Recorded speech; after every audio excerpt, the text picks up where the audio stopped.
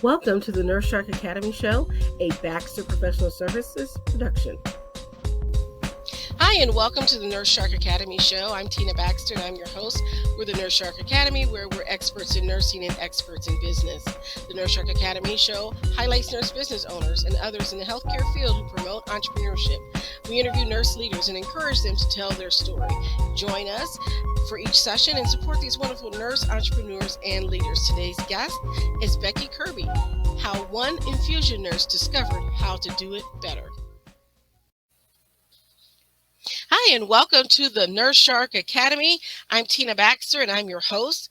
The Nurse Shark Academy, our mission is to expand the consciousness of nurses as experts to reflect their individual and collective power by promoting self-agency through inspiring nurses to dream big, reach far, and soar to new heights in business and the profession of nursing, thereby producing a healthier and richer society. The Nurse Shark Academy show highlights nurse business owners and others in the healthcare field who promote entrepreneurship. We interview nurse leaders and encourage them to tell their story. Join us today and support these wonderful nurse entrepreneurs and leaders. Today's guest is Becky Kirby. She's a registered nurse, a registered infusion nurse with 3 decades of experience. Becky's expertise is in vascular access care and management. Welcome, Becky, to the show. Thank you, Tina. Thanks for having me. Thank you. I'm so glad you're here. Now, tell me a little bit about your background. So my first question always is to our guests. What made you decide you wanted to be a nurse? That's a great question. So I had no intention of becoming a nurse. I was going to school, accounting, business, finance, but I knew I wanted to work in the healthcare industry. And as I was in college, I was working for a podiatrist, running his front office and doing some billing. And one day he said to me, you seem to want to be in the back with my patients all the time, because he allowed me to help and whatnot. He said, why don't you go be a nurse? And the college that I was at, there's a little lightning bolt moment where I pictured this building. It had the word nursing on it. Mm-hmm. So the very next day I knocked on the door because it was locked. And a very nice woman brought me into her office, told me what I needed to do, what classes, etc. And after all those prerequisites, I'm back in that building as a nursing student. Come to find out, she was the director of the program, but that's how I got started. That's wonderful. Yeah. I think that initial prodding by someone to put that idea in the back of your head, Mm-hmm. Maybe that's something I can do. Yeah, that's exactly what it was. Nobody in my family is in healthcare. Like, it just I never even thought of it. So you're a pioneer. I'm a pioneer. Twice over, because we're going to get to that in a moment. So what was your first nursing job? My first nursing job was in Inglewood, California at Centinela Hospital. And I was a med-surg nurse doing my 1 year of med-surg. And because you had to, but I had my eyes set on the ER, and within a year I was down there, and I've done a lot of things over my career, but that was my first job. I think that's wonderful, because I have kudos for ER nurses, because you get everything in the door. Because I would do consults over there as a psychiatric nurse. I would do the consults. So they always call me over for the psych consults. And it was interesting things happening down in there. Every day is an adventure. I'm in geriatrics now, so yeah, every day is an adventure there too. I think that's true in nursing, no matter what we do, isn't it? I think so. Nursing is such a diverse career path. You can do so much with nursing. How did you get into being an infusion nurse? It's another thing about my career. As I went along, things just kind of fell in my lap. Like, do you want to try this? Do you want to try that? And I'm one of those people that just loves to learn and try new things and just keep growing. And I was in that ER, and something told me I wanted to work closer to my community. It was a longer drive, LA traffic. I was getting off at 1 a.m., 2 a.m. in the morning, and I thought, let me just look. And there was a home health position, but it said mostly infusion. And I thought, well, that would be cool. And I just loved it. I love the home environment. I love connecting with people in their homes and their environment. And um, there's just this really cool dance where you go into somebody else's home and you're the expert, but it's also their home and you have to respect that. So there's this like dance, and I just love that. And I love that when they first meet you, um, there's just trust issues with healthcare, and Yes. by the second, third, fourth visit, they want to make me tea and breakfast and can you stay longer and chat, and they're so grateful, which I didn't feel that as much in the ER, Hmm. and just to be so appreciative, and I did that for 5 years, and then this thing called Oasis in home health and the paperwork, I like. remember those days. Yes, when Oasis first came on board. I was working in home care at the time Mhm. as an aide, and I remember having all the nurses complain about Oasis. Yeah, yeah, it's true. I went from about 30 minutes a day of paperwork to 3 hours. And then one of my nurse friends that we worked together in the ER at Centinela, she had moved closer to her community hospital in the ER. And she said, come back to the ER. And I ended up 17 years in that hospital from ER and um, interventional radiology and recovery room and pre-op and cardiac rehab. And I just loved it. I used to work in 2 departments all the time, and then I just thought getting closer to the end of the career, I still have a ways to go, but I thought, what was my favorite thing to do out of everything I had done? And, home infusion just came to mind, and I thought, "Oh, that paperwork, I'm not going back." And then I got a phone call randomly, a pharmacy out of Prescott, Arizona, because I had moved to Arizona. The director gave me a call and she said, "Hey, we have an opening and you live in a rural area. We'd love to have you if you're interested." And I said, I would take it in a heartbeat, but that paperwork. And she said, "No, we're a pharmacy. So you don't really have a lot of paperwork." And ding, ding, ding, ding. Ah. So, and it was all infusion. There was no home health. Hmm. So that was in 2017, 18. Yeah. So somehow the universe always provides a way to do what you love without the headache, right? Yes, if you allow it to. If you allow it. Not control it. Right. But it's having that faith in yourself that you can step Mhm. out there and do something Yes. different. Yes. Yeah. Yeah, absolutely. Takes a certain grit, to go into the unknown, a new department, a new area, a new state, a new, employer, whatever it is, you just have to have faith that it feels like the right thing to do. It's that, yeah, you're right. It's that leap of faith, isn't it? When change Yes. happens, it can Yes. happen to you or for you. You will Yes. choose. I'm learning to choose for me. Yes, the older we get, the wiser we get. Mhm. Right? What's best for me? So, what were some of the challenges that you found with being an infusion nurse besides being in the home care setting, but just in the setting? What are some of those big challenges that you have as an infusion nurse? What someone who wants to get in that field? What would they have to do? Okay. So I think two of the biggest things that stand out, I think, for me when nurses first try home infusion is they're surprised at the amount of time we spend driving.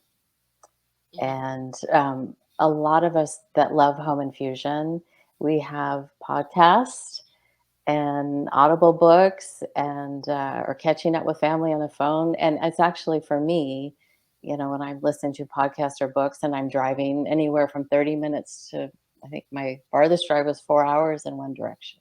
Wow. I it's my zen because I'm not multitasking, I'm not working, I'm taking the house, all that stuff, that daily stuff that we do. And then the other thing that um, nurses new to home infusion struggle with is the different environments that we go in. And I think you have to have a sense of adventure and you have to be open to everything. You don't know what you're going to find when you go in that home. Safety is rarely an issue, but let's just say maybe cleanliness or, there's just, you just don't know.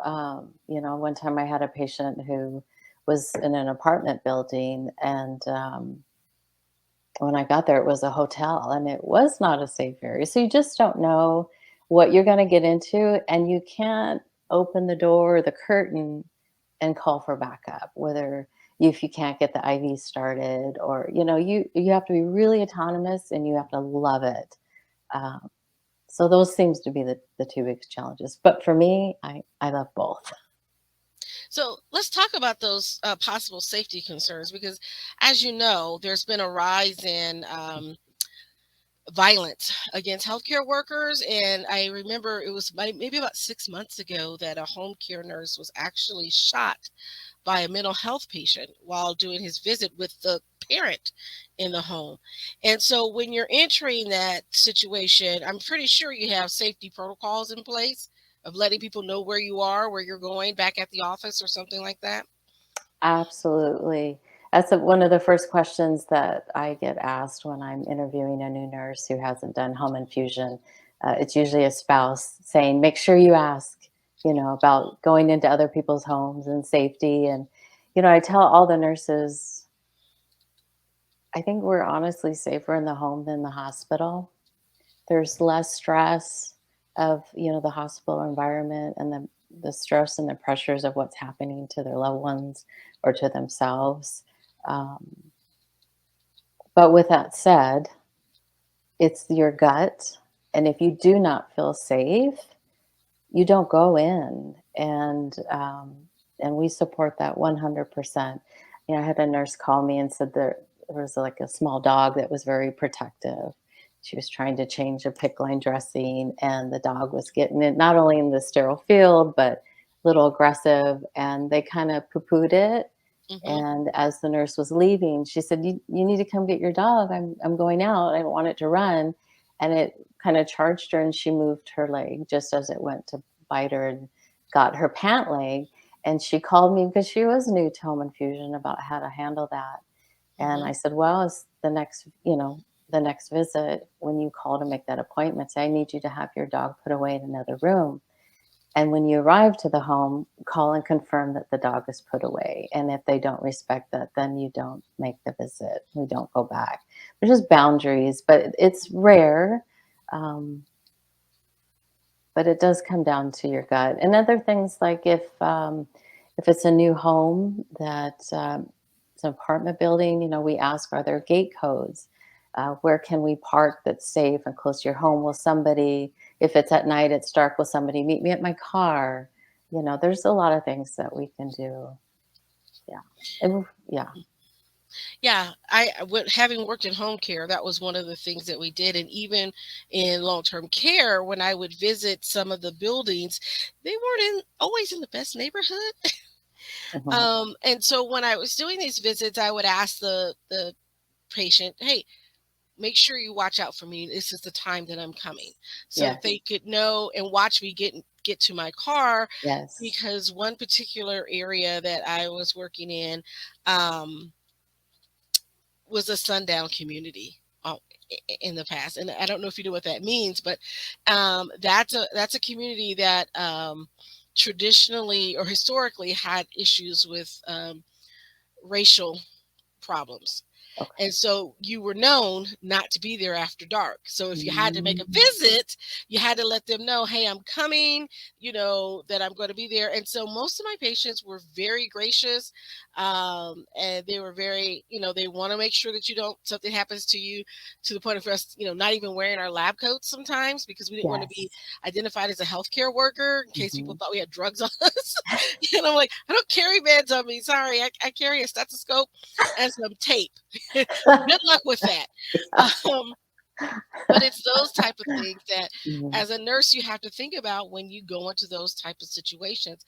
I'm glad to say that most of my experiences have been great. I mean, I've Mhm. had the homes that weren't in the best repair, and there were some hygiene and pest control issues. Mm-hmm.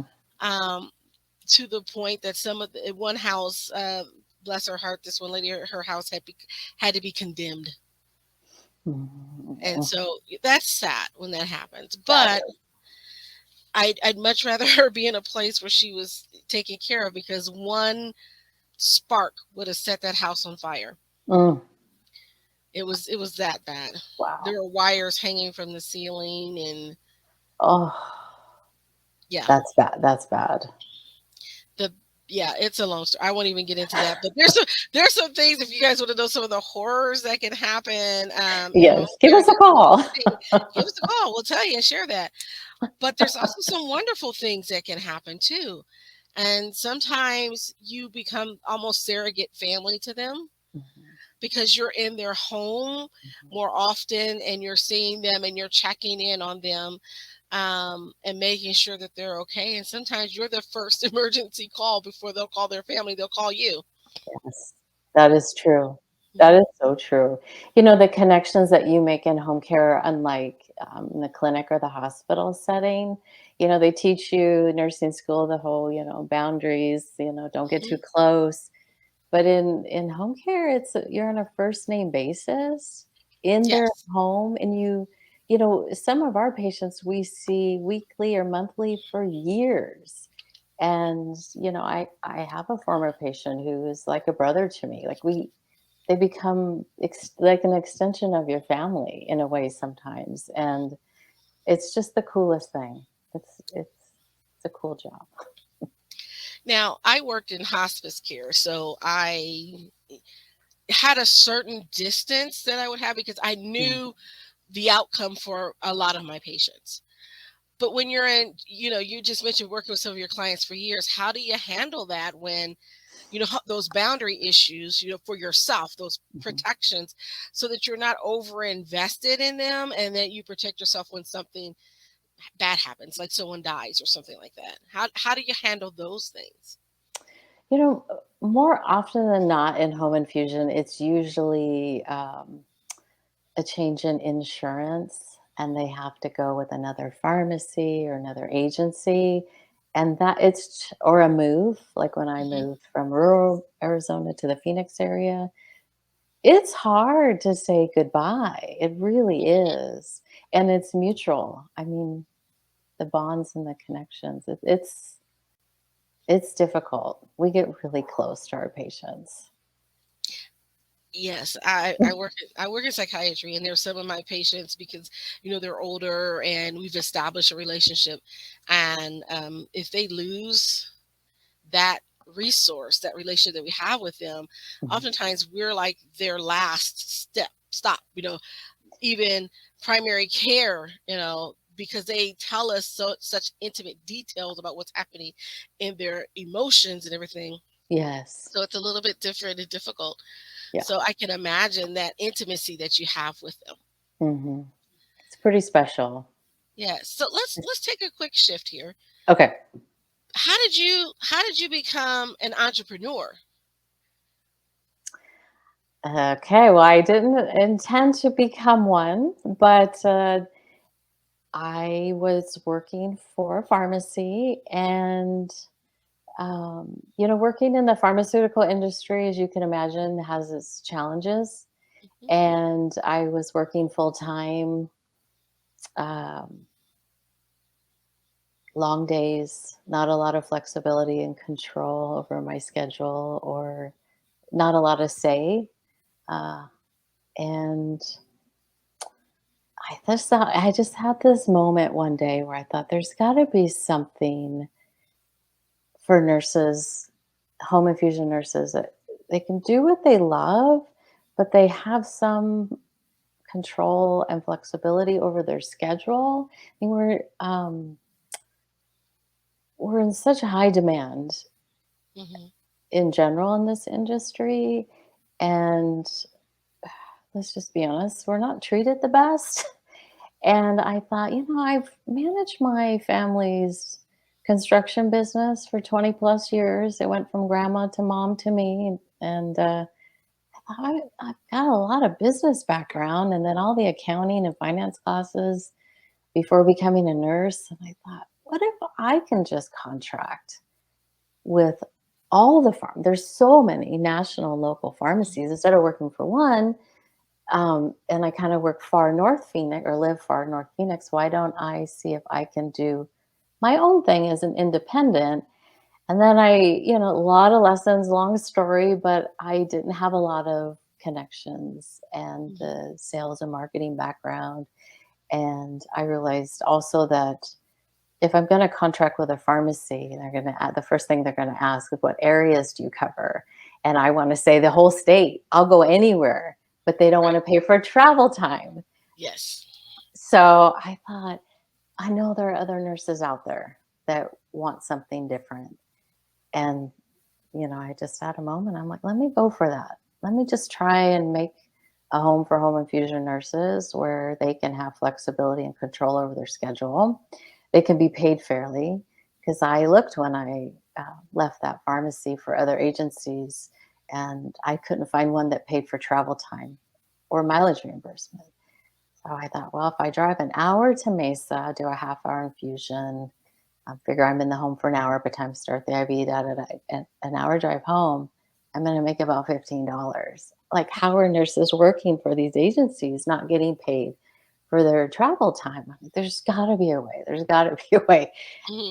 And, I just went for it and started with one nurse and grew. And we're up to 18 nurses now all throughout the state. We have 12 contracts with pharmacies. And I just love our team. We just had That's a baby wonderful. shower. Everyone seems happy. They're supported, and I think it's a pretty cool thing. But I didn't know what I was getting into, and I don't like calling myself a staffing agency because I really, honestly, just wanted a home base for nurses. With little kids or military spouses who wanted to drop their kids off, go see two patients and pick their kids up, or military. We have one nurse whose husband all around the country doing air shows for the Air Force, and so she wants to be able to schedule infusions around her husband's schedule. And you Hmm. have that. There's no you have to see these many patients, work these many hours. You don't have they don't have to do call. It's voluntary. It's just a really cool. I made a cool home for home infusion nurse, That and sounds great. thank you. I'm pretty And, proud of it. and very innovative because most places are, you know, you have to do things their way on their schedule and their time. But there is a phenomenon that even the hospitals are figuring this out finally about the gig economy with nursing. Mm, And I think a lot of that came out of COVID is that people are realizing, hey, I want to be in charge of my own schedule and pick up the shifts where it works with my life instead of trying to work my life around my work schedule. exactly. And we give so much in our Hmm. careers, in our homes, in our family lives. It's nice to be able to have some control and flexibility over your own life and your schedule. Yes. Yeah. There's a So shift happening and I love it. I love it too. Now, I heard you say that you're in north of Phoenix or somewhere around there. Yes, yes. Okay. So how much territory are you covering now then? So we are as far south as Tucson Okay. and then all the way up into Flagstaff. And then Okay. on the east side, we have Payson, which is a mountain community, small communities in that area. And then Lake Havasu, Kingman, Bullhead City area, which is the far west of the state. And then all around Phoenix, all the different cities, east, west, north, and south, we have nurses all over there as well. I hope I didn't That's forget wonderful. anything. Prescott, yeah. So how do the nurses now I'm assuming you do the billing and pay the nurses? Hmm. Yes. Okay. Yep, I do. Yep. So we basically bill the pharmacies for our nursing time. Okay. Mhm. Okay. So no insurance, strictly subcontract with the pharmacies. Okay. And Mhm. and that covers your overhead, right? And then Yes. a decent salary, obviously, for the nurses. Yes. So if you've Yes. worked out that whole getting $15 thing, right? You're not getting $15 per patient, right? No, no, no. Our nurses, they get paid very, very well. That's good to hear. That's good to hear. And so I want to say, if you're a nurse and you're listening and you're interested in infusion nursing, go ahead and give Becky Kirby a call and um, talk to her. She's offered, a 15-minute phone call if you want to talk to her, and I'll let her give you the deets in a minute. But yeah, and if you're a pharmacy or your pharmacist happening to be listening, because you never know, share this with your pharmacist. If they're looking for infusion nurses and you're in the Arizona state, contact Becky, and she has contacts with other agencies as well, so she can probably help you out wherever you are in the country, Mhm. because she knows other nurses, as we all do. We like to network and share the love with everyone. Okay, so our last question is, being an entrepreneur, what were some of the biggest lessons that you've learned as an entrepreneur? And what would be one big takeaway that you would want to give to our listeners who are thinking about entrepreneurship? The biggest lesson. Mm. Somebody once told me that sales and marketing, which is what you hear often in the entrepreneurial world, I don't like it. It's not my thing. And someone told me recently that really all that is a fear of rejection. Hmm. That's the reality of it. And if you realize that, and with every phone call you make or sending out flyers and postcards and shock and awe packages and meeting with pharmacies, teams of pharmacies, big pharmacies, you're not just a nurse, you're an entrepreneur. You sell yourself. You just be yourself and sell yourself. And you can only do the best you can do. Like Hmm. if a pharmacy said no, they never said yes. So it's not going to hurt to ask. Just ask and don't be afraid. You know what? That's great advice. It's hard to take it, but it gets easier. It's a mindset thing. It truly is. I think it helps if you switch the idea of sales, as in, that pushy sales stuff, Yes. as sales as service. And you are Hmm. serving them and bringing a service to help solve their problem. They've got these infusions, they've got patients, they need somebody to give it to them. You're solving their problem. Absolutely. Absolutely. Instead of, in the beginning, it was like, look at us, how wonderful we are, and we're great nurses, and we give great care, safe care. We go all over. We're wonderful. Hire us. Yes. That's not what they're looking for. No. They want to know. So, what can we do for you? Yes. How can we help you? They Are want to you know what's in it for them. show up on time? Help us get more customers, because obviously they want more customers too. Be a good Hmm. referral source. So speaking to those pain points, you know. Yes. Yes. What's in it for them? That's what they want to Yep. know. Absolutely.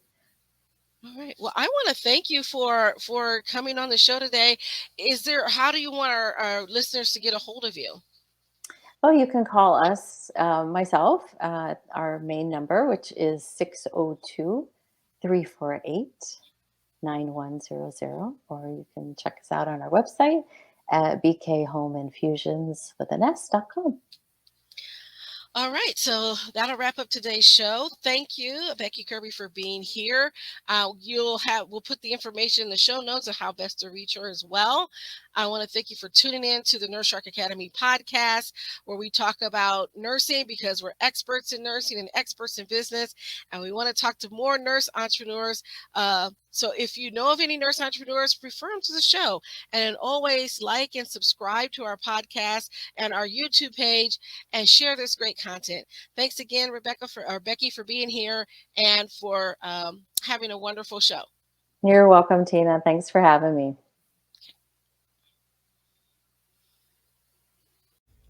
Thank you for listening to the Nurse Shark Academy show wherever you get your podcasts or watching us on YouTube. Don't forget to like and subscribe, and don't forget to hit the notification bell so that you'll know when all of our episodes come out. If you want further information, you can contact us on the nursesharkacademy.biz.